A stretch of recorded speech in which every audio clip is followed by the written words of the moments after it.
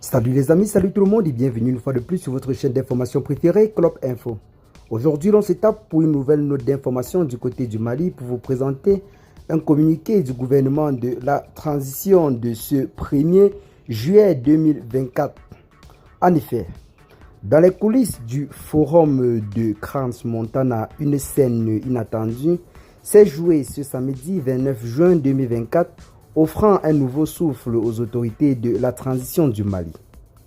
Abdoulaye Diop, ministre des Affaires étrangères et de la coopération internationale, a orchestré une rencontre avec la communauté malienne de Belgique, transformant un simple échange en véritable plébiscite pour le régime d'Assimi Goïta. Face à ses compatriotes expatriés, Diop a déroulé un tableau sans concession de la situation au Mali, jonglant habilement entre les enjeux sécuritaires, économiques et géopolitiques. Au cœur de son discours, l'Alliance des États du Sahel, en abrégé AES, s'est imposée comme le nouveau mantra d'une diplomatie malienne en quête de reconnaissance. Mais c'est la réaction de la diaspora qui a marqué les esprits.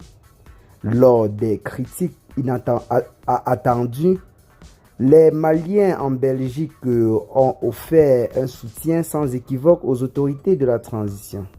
Une bouffée d'oxygène pour un régime souvent décrié sur la scène internationale qui trouve dans sa diaspora un allié inattendu. Cette adhésion n'est pas passée inaperçue. Abdoulaye Diop, enfin stratège, a su capitaliser sur cet élan tout en appelant à la vigilance face à la guerre informationnelle menée contre le Mali. Un avertissement qui sonne comme un appel à l'unité nationale par-delà les frontières. Ainsi, alors que le Mali navigue dans des eaux troubles entre sanctions internationales et défis intérieurs, cette démonstration de soutien de la diaspora belge apparaît comme une victoire diplomatique non négligeable.